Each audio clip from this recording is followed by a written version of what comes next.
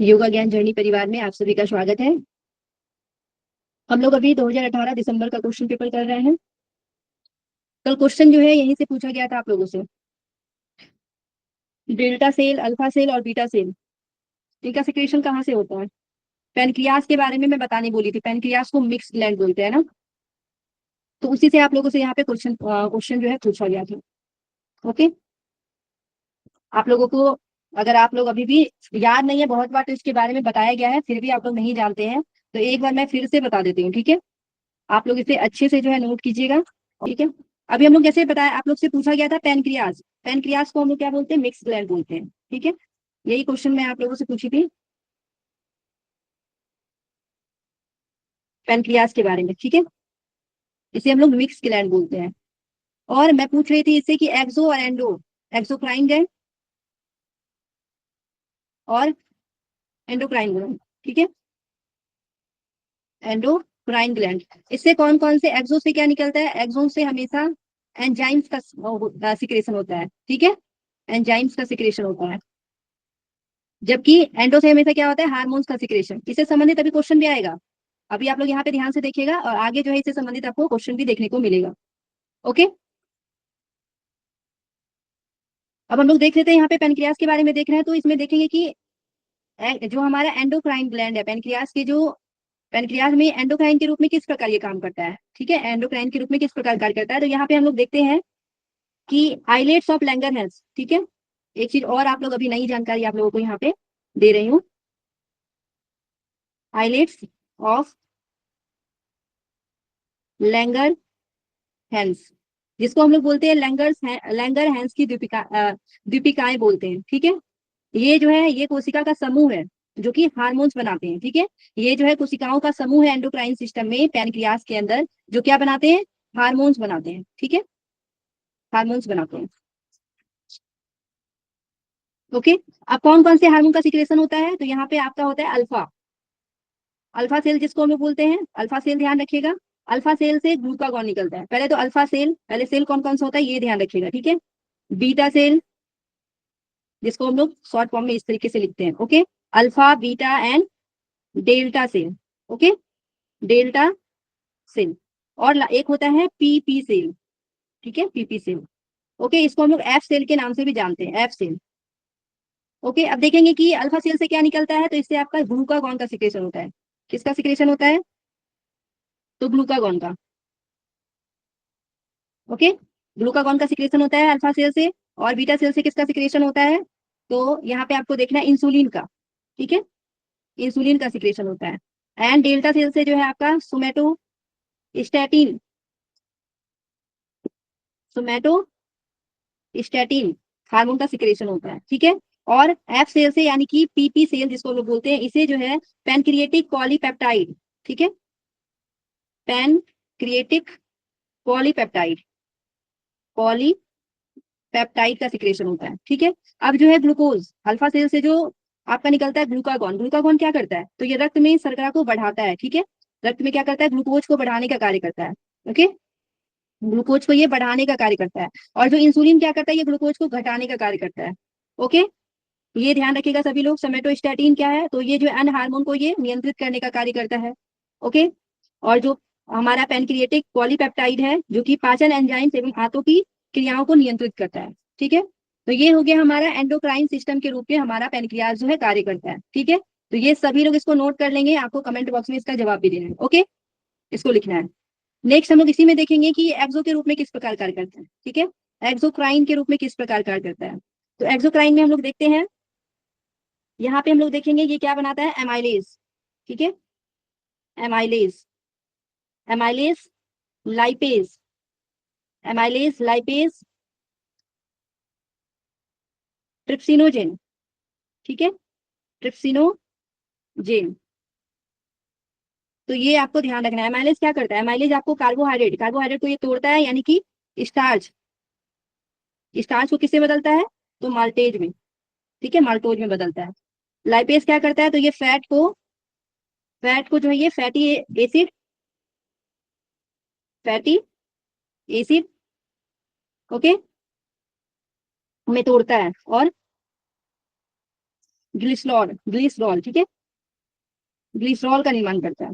Okay, उसके बाद हम लोग देखेंगे ट्रिप्सिनोजेन। ट्रिप्सिनोजेन ये क्या करता है, ये प्रोटीन को तोड़ने का कार्य करता है, ट्रिप्सिन में बदलता है, प्रोटीन को ट्रिप्सिन में बदलता है। ओके, तो ये आपको ध्यान रखना है, एक्सोक्राइन के रूप में जो है पेनक्रियास इस प्रकार कार्य करता है। ओके, अब हम लोग देखेंगे, कल 25 नंबर क्वेश्चन तक हम लोगों ने कर लिया था, आज हम लोग देखेंगे 26 नंबर क्वेश्चन से 50 नंबर क्वेश्चन तक हम लोग करने वाले हैं। ओके, तो यहाँ पे देखेंगे 26 नंबर आपका क्वेश्चन क्या है, घेरंड संहिता के अनुसार वलितम पलितम जिसका लाभ बताया गया, कौन सी मुद्रा का लाभ बताया गया, मांडुकी मुद्रा। ओके, तो ये जो है सबको ध्यान रखना है आप लोग। यहाँ पे देखेंगे तो मांडुकी मुद्रा और साथ में महामुद्रा भी दिया गया, ठीक है। हम लोग जब घेरंड संहिता देखते हैं ना, तो कहीं कहीं घेरंड संहिता में जो है हमें महामुद्रा में भी देखने को मिलता है, और कहीं कहीं मांडुकी मुद्रा में तो दिया ही है वलितम पलितम, ठीक है। तो यहाँ पे आपको क्या ध्यान रखना है, यहाँ पे एक ही ऑप्शन, एक ही जवाब आपको देना था, ठीक है। यहाँ पे आपको एक ही जो है क्वेश्चन का आंसर देना था, इस वजह से यहाँ पे आपका क्या हो जाएगा, मांडुकी मुद्रा हो जाएगा। ओके, मांडुकी मुद्रा, सभी लोग इसको ध्यान रखिएगा, मांडुकी मुद्रा। लेकिन ये एग्जाम में जो है ना एनटीए इसे रद्द कर दिया था, क्यों रद्द कर दिया था, क्योंकि महामुद्रा की चर्चा भी अलग जो है प्रकाशन में देखने को मिलता है, यहाँ भी आपको वलितम पलितम देखने को मिलता है। तो जब हम यहाँ पे दोनों का अगर आंसर देखेंगे तो यहाँ पे आपको 1 और 3 देना चाहिए था, लेकिन ऐसा ऑप्शन तो था नहीं। जब ऐसा नहीं था तो एनटीए वालों ने रद्द कर दिया, ठीक है। तो घेरंड संहिता में आपको ध्यान रखना है मांडुकी मुद्रा एंड महामुद्रा। ओके, लेकिन अगर अकेले दिया गया था तो आपको मांडुकी मुद्रा में ही लगाना था, लेकिन फिर भी जो है इसे कैंसिल कर दिया गया है, तो कुछ बोला नहीं जा सकता है ना। क्लियर है यहाँ तक सभी को, नेक्स्ट, ठीक है, मांडुकी मुद्रा। ये बताया गया है कि मुंह के अंदर जीवा को क्या करते हैं, यहाँ पे चलाते हैं, ठीक है, मुंह के अंदर जीवा को चलाना, ये बताया गया मांडुकी मुद्रा में। और इसे क्या होता है, सहस्त्र कमल से स्रावित अमृत का पान करते हैं और नित्य यौवन की प्राप्ति होती है, ठीक है, नित्य यौवन। ओके, और यहाँ पे वलितम पलितम जो है बताया गया है, जो कि आपके क्वेश्चन में पूछे गए हैं। अगर हम लोग देखेंगे आपका महामुद्रा के बारे में, तो महामुद्रा में आपको क्या बताया गया है, क्षय, कास, उदावर्त, प्लीहा, जीर्ण ज्वर। ओके, जीर्ण ज्वर और स्वर्ग रोग का नाश, यानी अन्य सभी प्रकार के रोगों का नाश होता है, अन्य सभी प्रकार के रोगों का नाश बताया गया है, ठीक है। स्त्री के लिए रूप लावण्य भी बताया गया है महामुद्रा को। ओके, तो ये ध्यान रखिएगा। नेक्स्ट क्वेश्चन में हम लोग चलेंगे, हट प्रदीपिका के अनुसार गुल्म रोग में कौन सा जो है आसन लाभकारी बताया गया है, 27 नंबर क्वेश्चन। मैम एक क्वेश्चन है, मयूरासन,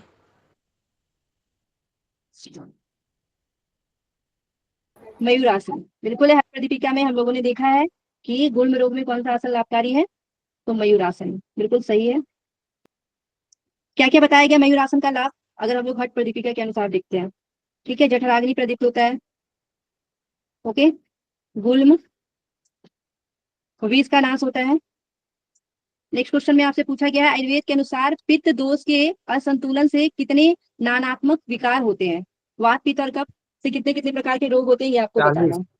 40 40,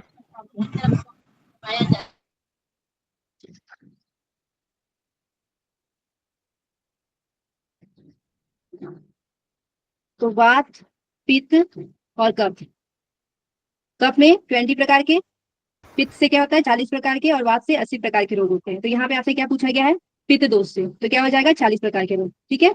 80 का ध्यान रखेंगे, ये आपके वात हो जाएंगे, और 20 जो है आपके कफ के हो जाएंगे। ओके, ये तो सभी को याद होगा, बहुत इजी क्वेश्चन है। नेक्स्ट क्वेश्चन हम लोग देखेंगे, एपिडेमियोलॉजी के त्रिकोण में क्या नहीं है,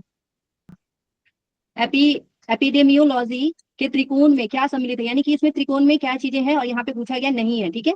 तो हम लोगों को नहीं में जवाब देना है इसमें। तो इसमें क्या होते हैं, एजेंट होते हैं। एपिडेमियोलॉजी जो है ये सबसे पहले तो महामारी में शामिल किया जाता है, ठीक है, महामारी में जो इसको शामिल किया जाता है। अब महामारी में क्या होता है, आपके लिए क्या क्या होना चाहिए, तो पर्यावरणीय कारण जो होना चाहिए, आपका जो इन्वायरमेंट उस प्रकार का सुटेबल होना चाहिए, एजेंट होना चाहिए, ठीक है, जैसे कि कोरोना वायरस, और होस्ट के रूप में क्या होना चाहिए, ह्यूमन होना चाहिए, ठीक है।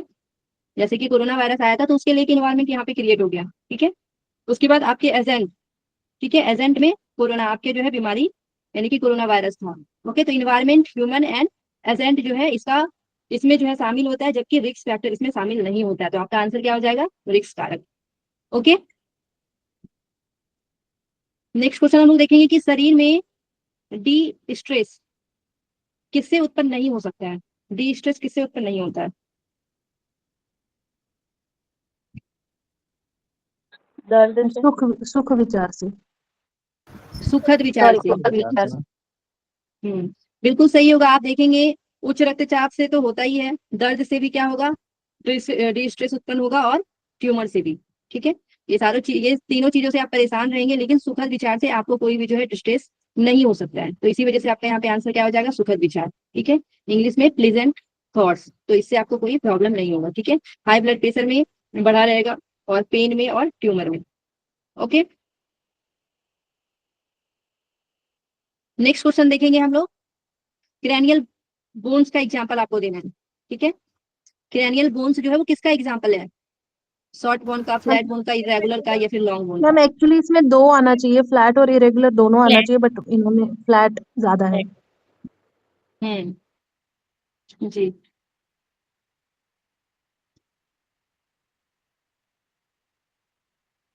तो यहाँ पे क्या हो जाएगा आपका आंसर, फ्लैट बोन।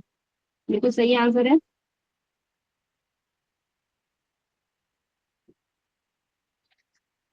क्योंकि मैम सिफेनॉइड और इथेमॉइड जो है वो तो इरेगुलर बोन्स ही है, वो थोड़ी फ्लैट है, लेकिन इन्होंने पता नहीं एनटीए इसका आंसर शायद फ्लैट ही दिया है। ओके, 1 सेकेंड, एक बार नंबरिंग कर लेती हूँ ना। 29 30 और 31। ठीक है, कपाल अस्थि के बारे में यहाँ पे पूछा गया था कि कपाल अस्थि जो है, क्रेनियल बोन जो है, वो किसका एग्जाम्पल है। ठीक है, तो ये आपके पूछे गए थे। तो ये आपके यहाँ पे जो है चपटी अस्थि, क्योंकि एक ही यहाँ पे आंसर देने के लिए बोला है, तो ज्यादातर अगर हम लोग देखेंगे तो आपके फ्लैट बोन जो है इसके आंसर हो जाएंगे। ओके, अब हम लोग देख लेंगे कि और भी फ्लैट बोन के क्या क्या एग्जाम्पल हो सकते हैं।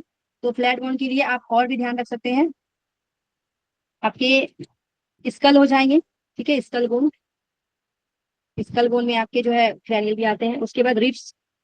ठीक है, रिब्स, स्टर्नम, ये आपके फ्लैट बोन के एग्जाम्पल हो जाएंगे, फ्लैट बोन के। ओके, इरेगुलर बोन अगर हम लोग देख लेते हैं, टेढ़ी मेढ़ी इसको बोला जाता है हड्डी, तो इसमें आपके वर्टिब्रा आ जाएंगे। Okay, vertebra, sacrum. Okay, long bone में अगर हम लोग देखेंगे, लॉन्ग बोन यानी कि बड़ी अगर हड्डी के बारे में देखेंगे, तो इसमें आपके फीमर, फीमर, टीबिया, हाथ पैर के जितने भी बोन होंगे, फैबुला, ह्यूमरस, रेडियस। ठीक है, तो हाथ और पैर के जो जो बोन है, वो सब आपके लॉन्ग बोन के अंतर्गत आ जाएंगे। ओके, शॉर्ट बोन के अगर हम लोग देखेंगे, शॉर्ट बोन के अंतर्गत, तो शॉर्ट बोन्स में आपके क्या आ जाएंगे, कार्पल्स, कार्पल्स, टार्सल्स। ठीक है, कार्पल्स एंड टार्सल्स के बोन जो है ये आपके आ जाएंगे। ओके, नेक्स्ट क्वेश्चन में हम लोग चलते हैं। नेक्स्ट आपका क्वेश्चन है, गाउटी और आर्थराइटिस का कारण है। Uric acid ma'am. Serum uric acid.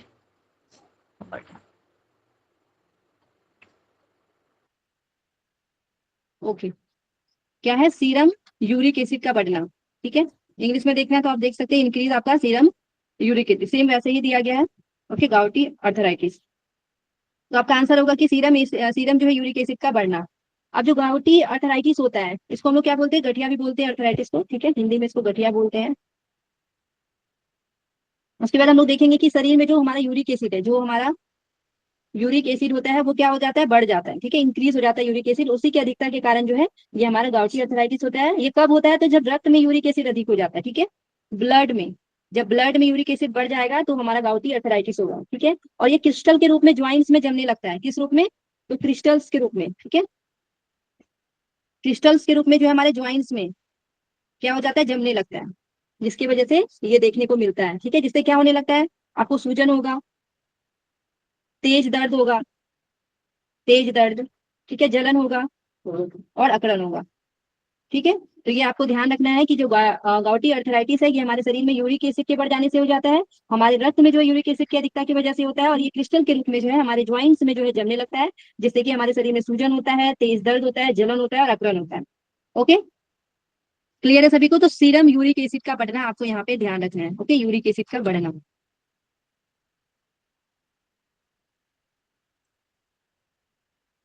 Next question में हम लोग चलेंगे, अंतःस्रावी ग्रंथि से होने वाले स्राव को कहा जाता है। इंग्लिश में देख लेते हैं इस क्वेश्चन को।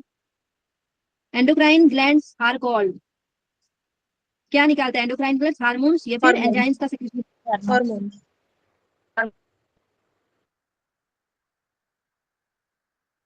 तो अभी जस्ट अभी हम लोग आप लोगों को मैं पढ़ाई थी एंडोक्राइन जो है आप देखे थे उसमें, तो हार्मोन्स और एंजाइम्स के बारे में हम लोग देखे थे। तो एंडोक्राइन ग्लैंड जो होता है ये सिक्रेशन करता है हार्मोन्स का, ठीक है। अंतःस्रावी ग्रंथि जो है वो हार्मोन का सिक्रेशन करता है और ये डक्टलेस होता है, ठीक है। डक्टलेस ग्लैंड इसको बोला जाता है। लेकिन जो हमारा एक्सो होता है उसमें क्या होता है? डक्ट होता है, ओके। लेकिन एंडो में हमारा डक्टलेस होता है, डक्ट इसमें नहीं होता है। तो ये सभी लोग ध्यान रखिएगा, ओके। ये सीधे क्या करता है, जो हमारा एंडोक्राइन ग्लैंड होता है ये सीधे रक्त में जाके मिल जाता है, ठीक है, सीधे रक्त में जाके मिलता है। एंजाइम्स और जूस का सिक्रेशन कौन करेगा? एंजाइम्स का सिक्रेशन जो है ये आपके एक्सो के द्वारा होता है, ठीक है। तो नेक्स्ट टाइम आपसे एंजाइम से संबंधित क्वेश्चन पूछा जाएगा तो ध्यान रखिएगा। एंजाइम्स एवं जूस का सिक्रेशन जो है ये आपके एक्सोक्राइन के द्वारा होता है और एंडोक्राइन के द्वारा जो आपका हार्मोन्स का सिक्रेशन होता है, ओके। अब आपके अगर आपसे पूछा जाएगा कि कौन कौन सा अंतःस्रावी ग्रंथि है, ठीक है, एक बार क्वेश्चन भी आपसे पूछा गया था, एंडोक्राइन ग्लैंड कौन कौन से हैं। एंडोक्राइन ग्लैंड से संबंधित अगर क्वेश्चन पूछे जाएंगे तो आपको ध्यान रखना है कौन कौन से हैं, वो नोट कर लीजिएगा, ठीक है।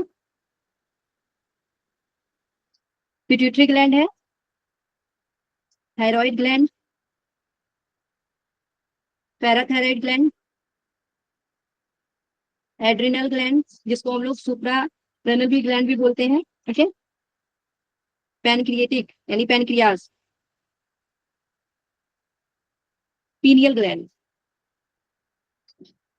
Pineal gland, thymus gland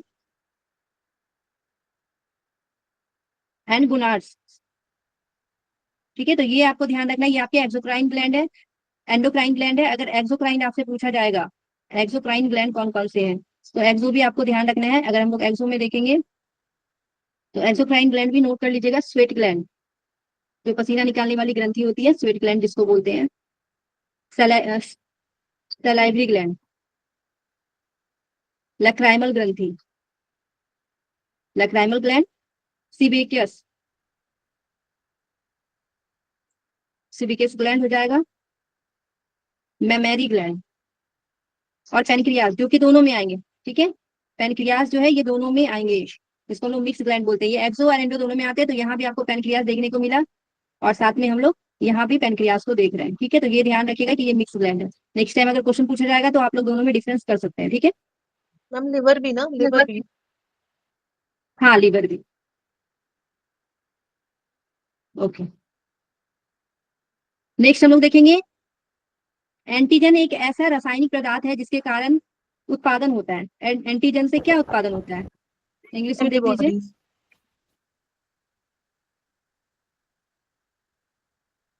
antibody. तो क्या होता है? एंटीबॉडी होता है, ठीक है, बिल्कुल सही है। एंटीजन से एंटीबॉडी का निर्माण होता है। आप लोगों को पता होगा कि एंटीबॉडी क्या करता है, तो ये शरीर के द्वारा बनाया गया क्या होता है, रक्षक जो प्रोटीन होता है, रक्षा करने वाला ये प्रोटीन होता है, ठीक है। और एंटीजन क्या होता है, ये हमारे शरीर में क्या करता है, इम्यून सिस्टम जो है उसको सक्रिय करता है। यानी कि शरीर में अगर कोई बाहरी चीज आया तो उसको क्या करेगा, वो सक्रिय हो जाता है और शरीर में प्रवेश करता है और क्या करता है, एंटीबॉडीज बनाने के लिए प्रेरित करता है ये हमारा जो एंटीजन होता है, ओके। और एंटीबॉडी क्या करता है, वो प्रोटीन है जो कि शरीर में बी लिम्फोसाइट कोशिकाओं द्वारा जो है शरीर को क्या करता है, बचाता है, ठीक है। तो ये आप लोग ध्यान रखिएगा। एंटीजन जैसे ही शरीर में प्रवेश करता है और इम्यून सिस्टम क्या करता है, उसको पहचान लेता है। उसको पहचानने के बाद क्या करेगा, वो जो बी सेल होता है वो सक्रिय हो जाता है और एंटीबॉडी का निर्माण करता है, ठीक है। तो ये आपको ध्यान रखना है, इसका आंसर आपका क्या हो जाएगा, एंटीबॉडीज, ठीक है। एंटीजन एक ऐसा रासायनिक पदार्थ है जिसके कारण उत्पन्न होता है, तो ये एंटीबॉडी के कारण उत्पन्न होता है, ओके। नेक्स्ट क्वेश्चन हम लोग देखेंगे, सभी जो है साइनोवियल संधियां हैं। साइनोवियल संधि के बारे में पूछा जा रहा है, साइनोवियल ज्वाइंट्स के बारे में पूछा जा रहा है। कौन साइनोवियल ज्वाइंट्स है बताइए। Freely movable.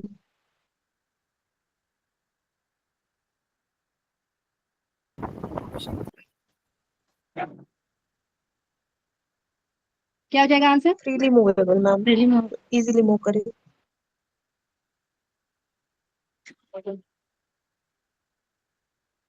Third ma'am, third. Third, okay. तो हम लोग देखते हैं इसका आंसर जो है बिल्कुल सही है। इसको फ्रीली मूवेबल बोला जाता है। ठीक है, सबसे पहले तो आपको ज्वाइंट्स के बारे में जानना पड़ेगा कि ज्वाइंट्स जो है कितने प्रकार के होते हैं, तो हम लोग अभी देखेंगे ज्वाइंट्स के बारे में। ठीक है, ज्वाइंट्स जो है 3 प्रकार के होते हैं, जिसको हम लोग क्या बोलते हैं, संधि भी बोलते हैं। ठीक है, ज्वाइंट्स को ये आपके 3 टाइप्स के होते हैं।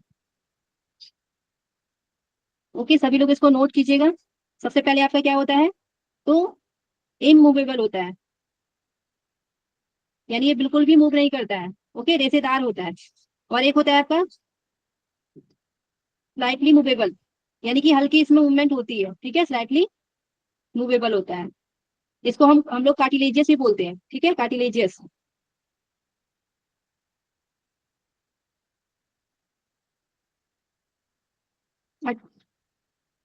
कार्टिलेजेनस बोला जाता है। ठीक है, कार्टिलेजेनस। और ये क्या होता है, ये अपूर्ण होता है। ठीक है, अपूर्ण संधि भी हम लोग इसको बोलते हैं। उसके बाद हम लोग देखेंगे इमूवेबल। तो ये हो गया आपका मूवेबल। उसके बाद स्लाइटली मूवेबल, थोड़ा थोड़ा मूव करेगा। और हम लोग लास्ट में देखेंगे तो वो क्या होगा, फ्रीली मूवेबल। ये फ्रीली मूवेबल होता है, जिससे अभी आप लोग का क्वेश्चन आया था, साइनोवियल ग्लैंड। इसको हम लोग साइनोवियल भी बोलते हैं। ठीक है, इसको हम लोग साइनोवियल ज्वाइंट्स भी बोलते हैं। ओके, तो ये 3 प्रकार आपको ध्यान रखना है। अब इसके अंतर्गत क्या क्या चीजें आती है वो भी आपको ध्यान देना पड़ेगा। इमूवेबल है तो इसके अंतर्गत कौन से ज्वाइंट्स आएंगे, तो ये यहाँ पे आपके जो है दांत आ जाएंगे। दांत को बिल्कुल भी आप नहीं हिला सकते हैं। और खोपड़ी, ठीक है, खोपड़ी, स्कल, ये आपके आ जाएंगे। स्लाइटली मूवेबल में देखेंगे तो आपके क्या आ जाएंगे, यहाँ पे आपके आ जाएंगे रिब्स, जिसको थोड़ा सा हम लोग मोड़ सकते हैं। ठीक है, रिब्स हो जाएंगे। उसके बाद बैकबोन, इसको हम लोग थोड़ा सा मूवमेंट कर सकते हैं। जबकि फ्रीली मूवेबल, फ्रीली अगर हम लोग फ्रीली मूवेबल को देखेंगे तो इसको जो है हम लोग 5 भागों में बांटते हैं। ओके, ये पूर्ण रूप से जो है गति करता है। ठीक है, इसीलिए इसको साइनोवियल, इसमें साइनोवियल फ्लूइड पाया जाता है, जिस वजह से ये गति करता है। अगर हम लोग इसका देखेंगे तो इसका जो है प्रकार देखेंगे तो 5 प्रकार के होते हैं। ये कौन कौन से होते हैं, तो सबसे पहले देखेंगे बॉल एंड सॉकेट। ठीक है, बॉल एंड सॉकेट। दूसरा देखेंगे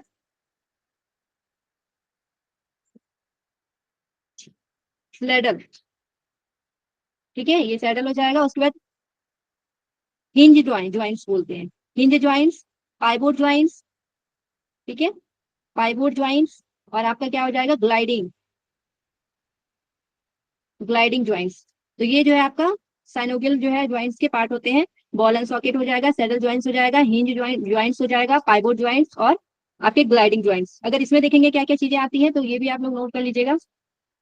बॉल एंड सॉकेट का एग्जाम्पल जो है आपका शोल्डर ज्वाइंट्स हो जाएगा और हिप ज्वाइंट्स हो जाएगा। ठीक है, shoulder joints and hip joints. Saddle का एग्जाम्पल अगर हम लोग देखेंगे तो आपका अंगूठा, ठीक है, हाथ का जो अंगूठा होता है वो सैडल ज्वाइंट्स का एग्जाम्पल है। ओके, उसके बाद हम लोग देखेंगे हिंज ज्वाइंट। ये जो है केहुनी और घुटना जो इसका एग्जाम्पल हो जाता है। ठीक है, केहुनी यानी कि एल्बो, एल्बोस ज्वाइंट हो जाएगा और नी ज्वाइंट हो जाएगा। ठीक है, एक ही साइड हम लोग इसको मूव कर सकते हैं, एक ही, और ये खुलता है हमारा हिंज, जो हिंज ज्वाइंट्स होता है। ओके, पाइवोट ज्वाइंट देखते हैं तो ये आपके गले में जो है पाया जाता है, जिसमें स्कल प्लस एटलस, एटलस का भी C1, ठीक है, गर्दन का C1, ये दोनों मिलके जो है हमारा बनता है। यानी कि जब हम लोग मुंडी हिलाते हैं आगे, यस जब करते हैं ना, हाँ बोलते हैं, तो उस समय आपका ये कार्य कर रहा होता है। ठीक है, और जो हमारा एक और होता है जिसमें एटलस के साथ क्या रहता है, एटलस के साथ आपका एक्सिस यहाँ पे C2 रहता है। ठीक है, सर्वाइकल 2। तो यहाँ पे ये क्या करता है, जब हम लोग नो बोलते हैं, ठीक है, लेफ्ट और राइट अपने अपने हेड को करते हैं तो नो बोलते हैं, तो वो पाइवोट ज्वाइंट का पार्ट है। ठीक है, एक स्कल प्लस एटलस और एक एटलस प्लस एक्सिस। ठीक है, एक्सिस। ग्लाइडिंग देखेंगे तो ग्लाइडिंग में आपके क्या आ जाएंगे, ये हड्डी क्या होता है, एक दूसरे हड्डी के ऊपर रखा हुआ होता है, केवल एक दूसरे पर फिसलता है। ये आपके हाथ में जब आप लोग चूड़ी पहनते हैं ना, तो आप लोग एक दूसरे के ऊपर वो क्या होता है, एक फिसलन करके हम लोग चूड़ी को अंदर डाल लेते हैं ना, हाथ में बाली को डाल लेते हैं। तो ग्लाइडिंग ज्वाइंट्स जो है आपके कहाँ पे पाए जाएंगे, कार्पल में पाए जाएंगे। ठीक है, कार्पल्स में एंड टार्सल्स में। ओके, तो कार्पल एंड टार्सल्स में आपको ध्यान रखना है कि ग्लाइडिंग ज्वाइंट्स वहां पे पाए जाते हैं। क्लियर है सभी को ये? मैम एक इलिप्सॉइड भी होगा, 6 होंगे साइनोवेल के टाइप, एक इलिप्सॉइड भी होगा। और क्या, इलिप्सॉइड, इलिप्सॉइड, इलिप्सॉइड, ELLIPOSID। वो अपना रेडियस, और इसमें जिससे है ना, हाथ हथेली ऊपर करते हैं, प्रोनेशन और स्पिनेशन करते हैं, हथेली ऊपर और नीचे कर यस, सकते हैं। हाँ हाँ, समझ गई। हाथ को जब ऊपर ले जाते हैं और नीचे, मतलब सिर्फ कंधे को ऊपर की ओर उठाते हैं और नीचे की ओर उठाते हैं, उसकी बात कर नो रहे हैं आप? मैम मैम हथेली, मतलब हम हथेली अगर आसमान की तरफ करेंगे और हथेली ऐसे आशीर्वाद जैसा देंगे, नीचे की तरफ करेंगे, ओह अच्छा, हाथ पर क्या सामने बोलते हैं उसको? रखेंगे। Ellipsoid, ellipsoid, ellipsoid, yes ma'am, ellipsoid. Ellipsoid. ठीक है, तो ये ध्यान रखिएगा। नेक्स्ट हम लोग चलते हैं। ये क्वेश्चन का आंसर तो आप लोग को पता चल गया।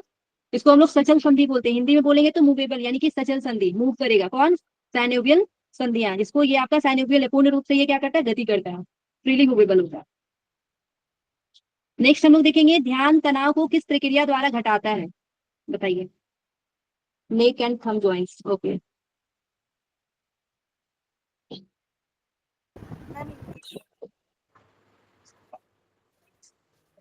बताइएगा इसका आंसर। ध्यान तनाव को किस प्रकार जो है, किस प्रक्रिया द्वारा घटाता है? मस्तिष्क से अल्फा तरंगों का प्रस्फुरन घटाता। मैम इंग्लिश में दिखाइए। अनुकंपित तंत्रिका के द्वारा होता है। ये सी डी भी होगा ना? इंग्लिश में, डी इंग्लिश डी। दिखा देते, इंग्लिश में भी देख लीजिए। Meditation, release the option stress. क्या हो जाएगा आंसर, आप बताइए। मैम सी होना ऑप्शन चाहिए। 3। सी हो जाएगा। नर्वस सिस्टम वाला आ सकता है ना। डिक्रीज अल्फा वेव डिक्रीज और टेंशन। वो डिक्रीज लिखा है ना, डिक्रीजिंग अल्फा वेव। नीचे यस तो सिंपैथेटिक नर्वस सिस्टम तो डिक्रीज करता ही है। यस, तो आपको यहाँ पे ना एप्रोप्रिएट आंसर देखना है, डिक्रीज करता है, ठीक है, डिक्रीजिंग सिंपैथेटिक नर्वस एक्टिविटी। ठीक है, तो यहाँ सभी लोग ध्यान रखिएगा, अनुकंपीय जो हमारा तंत्रिका क्रिया जो होता है उसको घटाकर। ओके, ये स्ट्रेस को, अगर इसको घटा देंगे तो हमारा क्या हो जाएगा? स्ट्रेस कम हो जाएगा। ओके, स्ट्रेस कम हो जाएगा। पैरासिम्पैथेटिक जो क्या करता है, सिंपैथेटिक जो है ये बढ़ा देता है, लेकिन जब हम इसको घटाएंगे तो ऑलरेडी क्या हो जाएगा, आपकी जो तनाव जो है वो घट जाएगा। ठीक है, और पैरासिम्पैथेटिक की अवस्था को हम लोग क्या बोलते हैं? ये आपके रेस्ट एंड डाइजेस्ट की अवस्था है। ठीक है, एक बार मैम रेस्ट एंड, इंग्लिश वाला दिखा दीजिए एक बार। इंग्लिश में कौन सा क्वेश्चन दिखाने ओके, को देते हैं? हाँ यही वाला बोल रही थी। हो गया। देख ली, आगे बढ़िए। ओके, ठीक। नेक्स्ट हम लोग देखेंगे, एंजाइना पेक्टोरस से आपका क्वेश्चन पूछा गया है। ठीक है, हिंदी में देख लीजिए। एंजाइना पेक्टोरस रोग में वक्ष प्रदेश में दर्द होता है जो संबंधित है। ठीक है, वक्ष प्रदेश में दर्द होता है, वो किससे संबंधित है? ठीक है, एंजाइना पेक्टोरस डिक्रीज में आपकी, coronary circulation, decrease coronary circulation. Okay, तो क्या होता है? Decrease coronary circulation. जब कोरोनरी जो है सर्कुलेशन डिक्रीज हो जाता है तो हमारा एंजाइना पेक्टोरस में जो हमारे चेस्ट में पेन होता है। ठीक है, तो क्या हो जाएगा यहाँ पे? कोरोनरी रक्त प्रवाह में कमी होने से क्या होता है? हमारा एंजाइना पेक्टोरस, यानी कि वक्ष में, वक्ष प्रदेश में क्या होता है? दर्द उत्पन्न होता है। ओके, छाती में दर्द होता है, ये आपको ध्यान रखना है। एंजाइना कब होता है? जब हमारी हृदय की जो धमनियां है, जो हमारे कोरोनरी जो आर्टरीज है, ठीक है, उसमें रुकावट हो जाता है, उसमें ब्लॉकेज हो जाता है, उसमें संकुचन हो जाता है, तब क्या होता है? हमारा एंजाइना जो है पेक्टोरस वाला दर्द उत्पन्न होता है। ठीक है, इसके भी हम लोग टाइप देखेंगे। एंजाइना पेक्टोरस के 3 टाइप बताए जाते हैं। ठीक है, एक स्टेबल एंजाइना होता है, एक अनस्टेबल, अनस्टेबल एंजाइना। ठीक है, और एक आपका होता है वेरिएंट, वेरिएंट एंजाइना। तो आप देखेंगे जो आपका स्टेबल एंजाइना होता है ना, ये क्या होता है? आराम, ये जो है आप नॉर्मल स्ट्रेस में रहेंगे तो ये उत्पन्न हो जाएगा, और जैसे ही आप आराम करेंगे तो ठीक हो जाएगा। ठीक है, बहुत तेज चलने की वजह से, बहुत ज्यादा व्यायाम करने की वजह से, स्ट्रेस में रहने की वजह से आपका जो स्टेबल एंजाइना जो है वो देखने को मिलता है। अनस्टेबल जो है ये कब देखने को मिलता है अनस्टेबल वाला? तो जब आप आराम की स्थिति में भी रहते हैं, अचानक दर्द होने लगता है। ठीक है, उसके बाद जो वेरिएंट है, वेरिएंट में कोरोनरी आर्टरीज जो है उसमें ऐठन होने लगता है। ठीक है, दिल की धमनिया में ऐठन होने के कारण जो है ये उत्पन्न होता है। और आपका हार्ट रेट, हार्ट अटैक का जो है संकेत किसमें हो सकता है? तो अनस्टेबल एंजाइना में हो सकता है, ये आपको ध्यान रखना है। ठीक है, heart attack.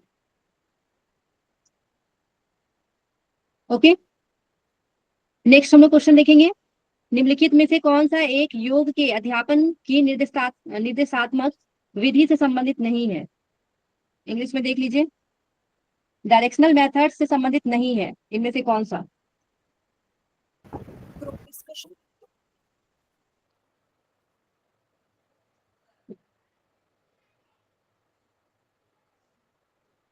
Group discussion, C option, group discussion. Last वाला।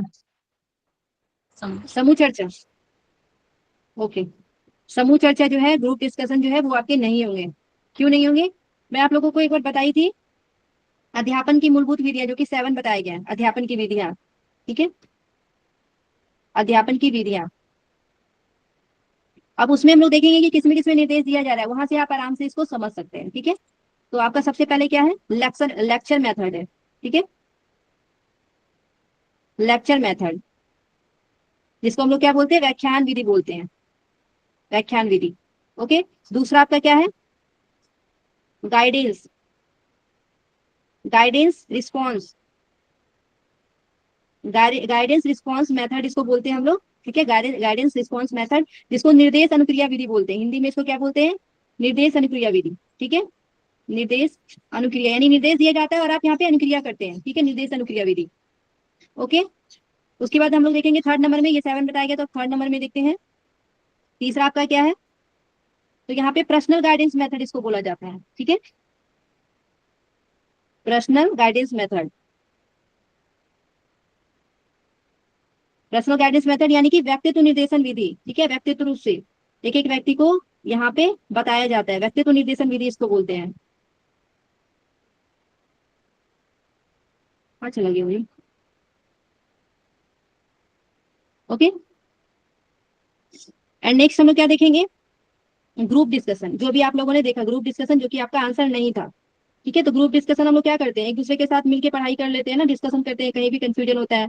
ठीक है, तो इसको हम लोग समूह चर्चा विधि बोलते हैं, समूह चर्चा विधि। उसके बाद आपको ध्यान रखना है गाइडेंस प्रैक्टिस। ठीक है, गाइडेंस प्रैक्टिस मेथड बोला जाता है।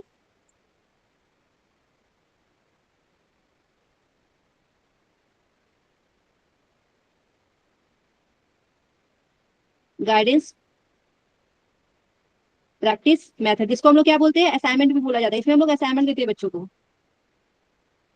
ठीक है, ये सारे कीवर्ड भी आपको ध्यान रखना है। गाइडेंस प्रैक्टिस को क्या बोला जाता है, असाइनमेंट। ठीक है, इसको हम लोग हिंदी में क्या बोलते हैं, निर्देश अभ्यास विधि। ठीक है, निर्देश अभ्यास विधि, निर्देशन अभ्यास विधि। उसके बाद प्रोजेक्ट मेथड आता है, जिसमें बच्चों को प्रोजेक्ट दिया जाता है, प्रोजेक्ट मेथड। इसको हम लोग क्या बोलते हैं, परियोजना विधि बोलते हैं। ठीक है, परियोजना विधि। लास्ट में डेमोन्स्ट्रेशन होता है, डेमोन्स्ट्रेट करते हैं हम लोग, प्रदर्शन करते हैं, डेमोन्स्ट्रेशन। ठीक है, इसको हम लोग क्या बोलते हैं, तो इसको प्रदर्शन विधि बोलते हैं, प्रदर्शन विधि। ओके, तो ये सभी लोग जो है, ये जो आपको बताया गया है अध्यापन, अध्यापन की जो विधियां बताई गया है, ये सभी को ध्यान रखना है। Learning method, guidance response method, ठीक है, personal guidance method and group discussion methods. ठीक है, guidance practice method and project method और डेमोन्स्ट्रेट मेथड। ठीक है, हिंदी में भी आपको ध्यान रखना है, व्याख्यान विधि, निर्देशन अनुक्रिया विधि, व्यक्तित्व निर्देशन विधि, समूह चर्चा विधि, निर्देश अभ्यास विधि, परियोजना विधि और प्रदर्शन विधि। अब यहाँ पे आपसे क्वेश्चन क्या पूछा गया था, क्वेश्चन पूछा गया था निम्नलिखित में से कौन सा एक योग के अध्यापन की निर्देशात्मक विधि का संकेत नहीं है। तो व्याख्यान विधि में निर्देश दिया जाता है ना, टीचर जब पढ़ाते हैं, लेक्चर देते हैं, तो वहां तो निर्देश दिया जाता है। ठीक है, अभ्यास भी आप करेंगे, तो अभ्यास करने के लिए भी आपको निर्देश टीचर के द्वारा दिया जाता है कि आप लोग जो है अभ्यास करके आएंगे, है ना, प्रैक्टिस करके आएंगे। प्रदर्शन में भी आपको इंस्ट्रक्शन दिया जाता है, तो यहाँ भी आपको निर्देश दिया जाता है। जबकि समूह चर्चा में कोई जो इंस्ट्रक्शन नहीं दिया जाता है, आप लोग अपने में जो है डिस्कस करते हैं। तो ये समूह चर्चा विधि यहाँ पे आपका हो जाएगा। ओके, क्लियर है सभी को? आगे बढ़ते हैं। नेक्स्ट क्वेश्चन है प्राणायाम का संबंध है। प्राणायाम का संबंध किससे है बताइए? केवल चित्त से, केवल शरीर से, केवल मन से, शरीर और मन दोनों से? शरीर और मन शरीर दोनों। और मन दोनों से। शरीर और मन दोनों से। ठीक है, तो प्राणायाम का संबंध हमारा क्या होता है, शरीर और मन दोनों से होता है। बिल्कुल सही है। ठीक है,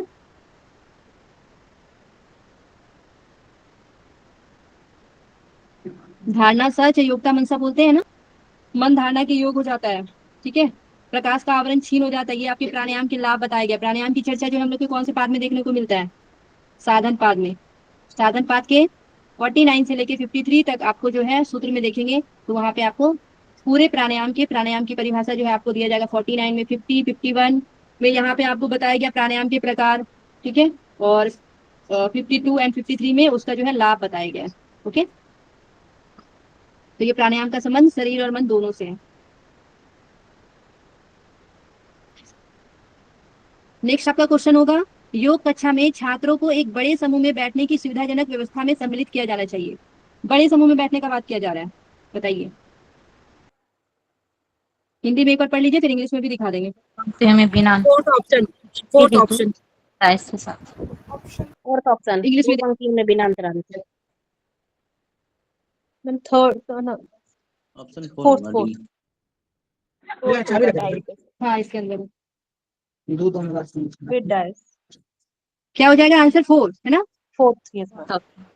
दो पंक्ति में बिना अंतराल के शिक्षक हेतु डायस के साथ। ठीक है, अब देख लेते हैं ऑप्शन क्या है। छात्रों का वृत्ताकार रूप में बैठना, पूरा गोल बैठेंगे तो टीचर जो है सब पे नजर नहीं रख पाएगा। ठीक है, उसके बाद क्या है, यू आकार में बोला गया है। यू आकार में बैठने का तो ऐसा कोई वर्णन नहीं किया गया है हमारा जब योगाभ्यासों के अध्यापन विधि पुस्तक में, क्योंकि यहाँ पे आपको क्या बोला गया, बड़े समूह में बैठने की सुविधाजनक व्यवस्था बोला गया है। ठीक है, उसके बाद बोला गया दो पंक्ति में बिना अंतराल के और शिक्षक हेतु डायस के बिना। अब शिक्षक अगर जो है ऊपर में कोई चीज पे नहीं बैठेंगे, कोई आपका मंच नहीं रहेगा, तब तक जो है अच्छे से आप नहीं बता पाएंगे। ठीक है, जैसे रामदेव बाबा हर इलाके में आते हैं ना, हर स्टेट में जाते हैं, तो कैसे उनका बड़ा सा मंच रहता है, उसके बाद बहुत सारे लोग बैठे रहते हैं ना। तो यहाँ बिना डायस का तो हो नहीं सकता है, यहाँ डायस के साथ होगा। ठीक है, दो पंक्ति समझ लीजिए इस तरीके का, और यहाँ पे जो है डायस का प्रयोग किया गया, यानी कि इसमें टीचर बैठे हुए हैं। ठीक है, इस तरीके से देखते भी है ना हम लोग। तो यहाँ पे आंसर हो जाएगा 4 नंबर। नेक्स्ट क्वेश्चन में चलते हैं हम लोग। अब आपको बताना है श्रवण उपांग का संबंध है। ठीक है, श्रवण, यहाँ पे आपको आंसर देना है। क्वेश्चन दिख रहा है ना, दो आंसर देना है आपको। ठीक है, मैं बड़ा कर देती हूँ, दो आंसर आप लोग बता दीजिएगा। क्या क्या होगा श्रवण उपांग के अंतर्गत? ज्ञान और भक्ति, दो, सेकंड और थर्ड, ज्ञान और मंत्र। ज्ञान एंड भक्ति। ओके, देखिए ज्ञान योग में आप लोगों को मैं बहुत बार पढ़ा चुकी हूँ, ध्यान होगा आप लोग सभी को। ज्ञान योग के दो साधन बताया गया है ना, अंतरंग और बहिरंग के बारे में। ठीक है, अंतरंग और बहिरंग के बारे में बहुत बार बताया गया है, जिसमें हम लोग क्या देखते हैं, अंतरंग में अगर देखेंगे तो श्रवण मनन और निधिध्यासन आता है ना, श्रवण मनन और निधिध्यासन। ठीक है, निधिध्यासन।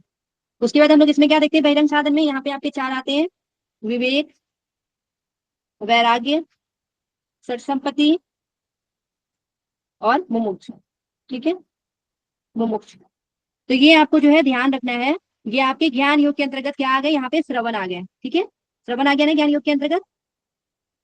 आपको ध्यान रखना है, अंतरंग के अंतर्गत 3 आते हैं और बहिरंग के अंतर्गत 4 आते हैं, ये भी आपको ध्यान रखना है। ठीक है, आप देखेंगे कि ज्ञान योग तो लगा लिया आंसर में। ठीक है, ज्ञान योग तो आप लोगों ने लगा लिया, लेकिन और किसके अंतर्गत हम लोग देखेंगे, आप लोग नवधा भक्ति पढ़े हैं। ठीक है, भक्ति योग में हम लोग नवधा भक्ति के बारे में पढ़ते हैं। ठीक है, नवधा भक्ति के बारे में ये भी आप लोगों को याद होना चाहिए। ठीक है, नवधा भक्ति, नवधा भक्ति यानी 9 भक्ति बताया गया। क्या क्या बताया गया है, तो श्रवण, नोट करते जाइएगा। यहाँ भी देखिए सबसे पहले श्रवण ही आया, ऑप्शन में श्रवण से ही पूछा गया था। कीर्तन, श्रवण कीर्तन स्मरण, श्रवण कीर्तन स्मरण, पाद सेवन, पाद सेवन, अर्चन, वंदन, 7 नंबर में होगा आपका दास्य।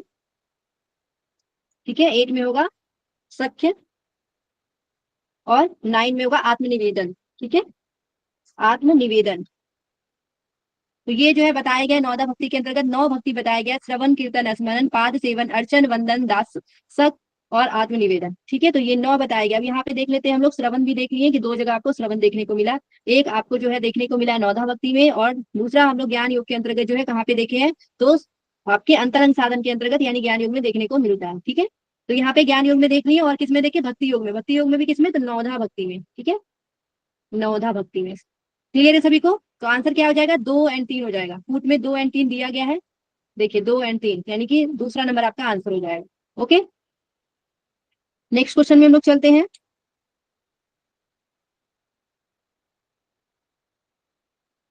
नेक्स्ट आपका क्वेश्चन है, योग साधना में निम्नलिखित में से कौन से अवरोध है। ठीक है, ये साधक बाधक से क्वेश्चन पूछ लिया गया आपको। ठीक है, साधक बाधक से पर दीपिका में पढ़ते हैं हम लोग साधक बाधक के बारे में, तो उससे क्वेश्चन पूछा गया है, बताइए। प्रयास और प्रजल, प्रयास और प्रजल, प्रयास और प्रजल। प्रयास और प्रजल्प बोल रहे हैं। तीसरा ऑप्शन, तीसरा ऑप्शन। यहाँ पे क्या पूछा गया, अवरोध यानी कि बाधक का तो पूछा गया है। ठीक है, बाधक तत्व जो है भट्ट प्रदीपिका के 15 नंबर के श्लोक में बताया गया बाधक तत्व के बारे में। क्या क्या बताया गया है?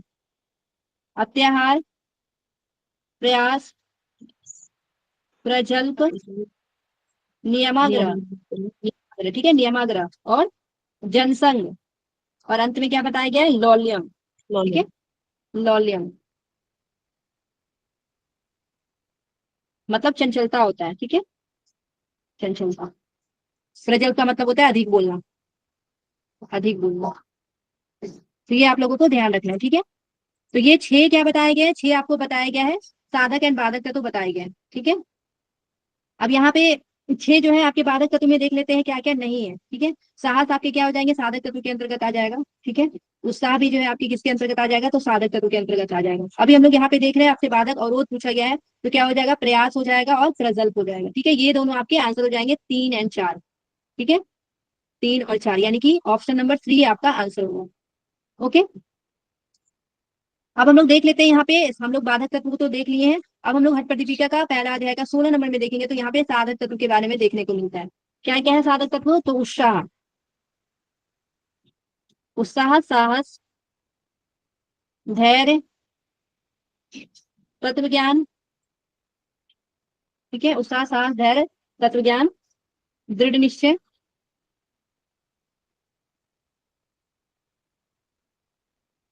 और अंतिम में क्या हो जाएगा? जनसंघ परित्याग।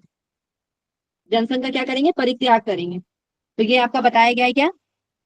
ये आपके बताया गया साधक तत्व के बारे में बताया गया।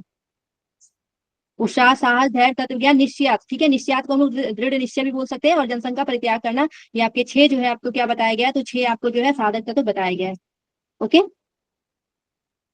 जिन्हें याद नहीं है वो जरूर याद कर लीजिएगा, इससे क्वेश्चन रिपीट करता है। अभी तक देख ही रहे होंगे आप लोग का कितना क्वेश्चन रिपीट हुआ है, ठीक है। तो पहला अध्याय का 15 और 16 श्लोक नंबर भी आपको ध्यान रखना है, एग्जाम में कुछ भी पूछा जा सकता है। नेक्स्ट हम लोग क्वेश्चन देख लेंगे।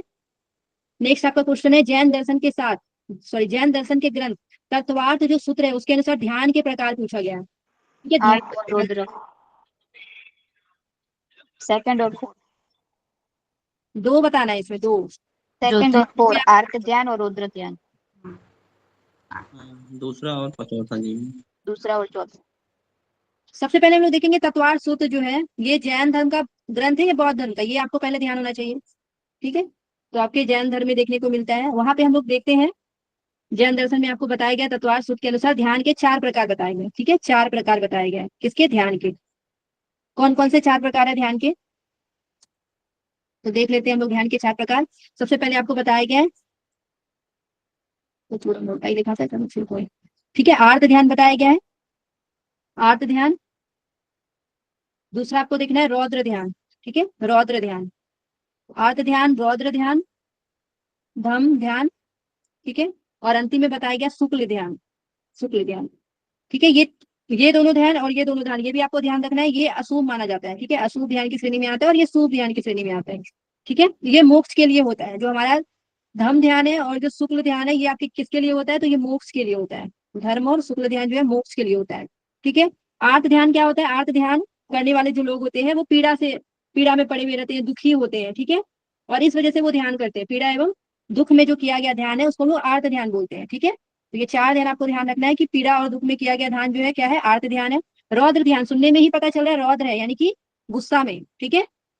तो रौद्र यानी कि क्रोध, हिंसा, ये सब चीज में किया गया, ईर्ष्या द्वेष में किया गया जो ध्यान है वो क्या है? रौद्र ध्यान है, ठीक है। उसके बाद धर्म ध्यान और शुक्ल ध्यान जो है, धर्म ध्यान, शुक्ल ध्यान, ये दोनों मोक्ष के लिए होता है। तो धर्म के लिए जो ध्यान करते हैं ये शुद्ध ध्यान होता है, ठीक है।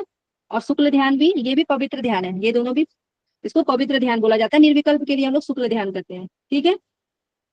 तो ये सभी को जो है ध्यान के प्रकार के बारे में पता होना चाहिए, जो कि जैन के तत्वार्थ सूत्र के अनुसार बताया गया है। तो यहाँ पे हम लोग देख लेंगे कि कौन कौन सा ध्यान जो है ये पूछा गया है। तो आर्त ध्यान अभी सामने देखने को मिल रहा है और साथ में रौद्र ध्यान भी देखने को मिल रहा है। तो 2 एंड 4 जो है आपका क्या हो जाएगा? आंसर हो जाएगा 2 एंड 4, ठीक है, 2 और 4, ठीक है, 2 और 4। नेक्स्ट क्वेश्चन में चलते हैं हम लोग। अष्टांग योग का वर्णन मिलता है कहाँ कहाँ पे? अष्टांग योग का वर्णन देखने को मिलता है, बताइए। पतंजलि योग सूत्र में, रुद्रायमल तंत्र में, शारदा तिलक में, ब्रह्मसूत्र में। 2, 3 मतलब आपको खुद देख लीजिए, 3 भी आंसर दिया गया है, 2 भी आंसर दिया गया है, आपको बताना है कौन सा होगा। पातंजलि, ब्रह्मसूत्र हटा पतंजलि कर और तीनों में है। ब्राह्मण सूत्र हटा के बाकी सब में शायद ब्रह्म सूत्र और हटा के सादा तीनों में, 3 में आता है। हाँ, ब्रह्म सूत्र हटा के बाकी 3 में। तो हम लोग यहाँ पे देखते हैं, ब्रह्मसूत्र में देखिए नहीं आपके होगा, बाकी पतंजलि योग सब सूत्र में तो मिले, देख लेते हैं हम लोग, ठीक है। पतंजलि योग सूत्र में तो मिलेंगे ही मिलेंगे। उसके बाद हम लोग देखते हैं ये रुद्रिया मल तंत्र जो है इसमें भी देखने को मिलता है, और शारदा तिलक में भी देखने को मिलता है। ये दोनों तांत्रिक ग्रंथ है, ठीक है, ये दोनों तांत्रिक ग्रंथ है, ये आपको ध्यान रखना है। और यहाँ पे जो ध्यान और जो समाधि के बारे में बताया गया है, तो यहाँ पे हम लोगों को देखने को ध्यान और समाधि का यहाँ पे वर्णन देखने को मिलता है। देवी देवताओं के बारे में यहाँ पे ध्यान और समाधि के बारे में बताया जाता है। इस वजह से आपके रुद्रामल तंत्र और शारदा तिलक में अष्टांग योग देखेंगे, और साथ में पतंजल योग सूत्र में भी देखने को मिलता है। पतंजल योग सूत्र के किसमें देखेंगे, तो साधन पाद के 29 नंबर जो आपका सूत्र है उसमें आपको देखने को मिलता है, ठीक है, अष्टांग योग के बारे में। यम नियम आसन प्राणायाम प्रत्याहार धारणा ध्यान समाधि अष्टावंगानी, ठीक है, ये आपको देखने को मिलता है। ओके, तो आंसर क्या हो जाएगा, 1 2 3, 1 2 3 जो है आपका तीसरा नंबर का आंसर है। ओके,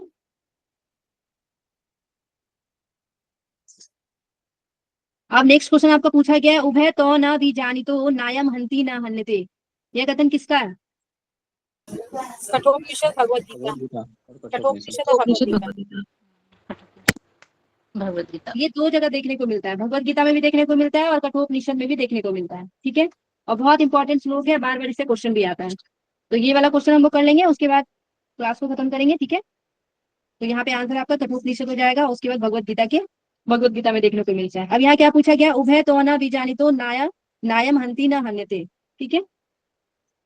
तो आप अगर भगवत गीता में देखेंगे तो एक श्लोक मिलता है जिसमें बताया गया है, या एनम वेत्ति हंतारम यश्चैनम मनते हतम उभय तो न बीजानितो नायम हंति न हन्यते, ठीक है। ये नीचे वाला स्टैंजा दिया गया है। इसमें क्या बताया गया कि आत्मा न किसी को मारता है और न किसी के द्वारा मारा जाता है, ठीक है। तो ये आपके श्लोक नंबर कितना है भगवत गीता में देखेंगे, तो भगवत गीता में आपको श्लोक नंबर 19 मिलेगा, ठीक है, 19 नंबर में। अध्याय ओके, तो लेकिन जब हम लोग इसको, हाँ, लेकिन जब हम लोग देखते हैं कठोपनिषद में, ठीक है, कठोपनिषद में अगर देखेंगे तो कठोपनिषद में जो है ये हम लोग को देखने मिलता है प्रथम अध्याय, ठीक है, प्रथम अध्याय 1.2.19 मंत्र संख्या प्रथम अध्याय का द्वितीय वल्ली का 19वां मंत्र में, ठीक है। तो ये आपको देखने को मिलता है। लेकिन यहाँ पे केवल इतना ही नहीं रुकेंगे हम लोग, तो भगवत गीता में आत्मा के बारे में बहुत सारा श्लोक देखते हैं, है ना। आत्मा के बारे में कहाँ से कहाँ तक देखने को मिलता है, बहुत बार मैं आप लोग को बता चुकी हूँ, तो ये आप लोग कमेंट बॉक्स में इसका जवाब देंगे, ठीक है। अभी हम लोग देख लेते हैं 19 नंबर, तो देख लिए 20 नंबर, ये 20 नंबर श्लोक भी ना ये दोनों में सिमिलर मिलता है। 19 एंड 20 नंबर के जो भगवत गीता के श्लोक है, 20 नंबर में भगवत गीता का क्या श्लोक है, न जायते मिन्यते व कदाचिन्नायम भूत्वा भविता वा न भूयः,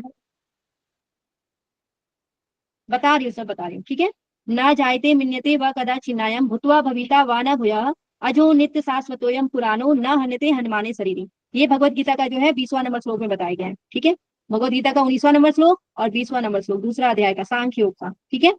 तो ये दोनों में जो है आपको बताया गया है, भगवत गीता के दोनों में आत्मा के बारे में बताया गया, और ये सिमिलर श्लोक हमको देखने को मिलता है कहाँ पे, तो ये आपको कठोपनिषद में देखने को मिलता है। कठोपनिषद का प्रथम अध्याय का दूसरे वल्ली का हम लोग 20वां मंत्र तो देख लिए, ठीक है। लेकिन जो ये अजोनित शाश्वतम पुराणम वाला जो श्लोक है, जो कि भगवत गीता का 20वां नंबर श्लोक है, लेकिन हम लोग जब इसमें आते हैं तो इसमें आपको प्रथम अध्याय का द्वितीय वल्ली का 18वां मंत्र है, ठीक है, 18वां मंत्र। ओके, तो 18 19 इसमें उल्टा चलिएगा, 20 तब 19 और यहाँ पे 18 तब 19, ठीक है। इस तरीके से आपको ध्यान रखना है कठोपनिषद में। ओके, अजोनित शाश्वतोयम पुराणो न हन्यते हनुमाने शरीरे, यानी कि अजन्म अजन्मा पुरातन और नित्य, ठीक है, रहने वाला, न घटता है न बढ़ता है, और शरीर के नाश होने पर भी इसका नाश नहीं होता है, ये आत्मा के बारे में बताया गया है। ओके, क्लियर है यहाँ तक सभी को? नेक्स्ट क्वेश्चन में हम लोग चलेंगे। यहाँ पे आपका आंसर हो जाएगा पहला और तीसरा, पहला और तीसरा। ओके, समय हो गया है, नहीं तो और भी क्वेश्चन करवाती, रहने देती हूँ यहाँ पर। नेक्स्ट आप लोग क्वेश्चन, एक तो आत्मा का जो है ना चर्चा, वो भगवत गीता के आपको आंसर देना है, भगवत गीता के कौन से अध्याय में कितने से कितने नंबर श्लोक तक आत्मा के बारे में वर्णन मिलता है, ये आप लोग का होमवर्क क्वेश्चन है, ठीक है। आत्मा के बारे में आपका होमवर्क क्या है, आत्मा के बारे में भगवत गीता में बताना है, ठीक है। भगवत गीता में आत्मा के बारे में बताना है कि कौन से श्लोक में कितना से कितना श्लोक में वर्णन मिलता है, ठीक है। करेंगे सभी लोग इसका आंसर, बहुत इजी है, बहुत बार बताया गया है।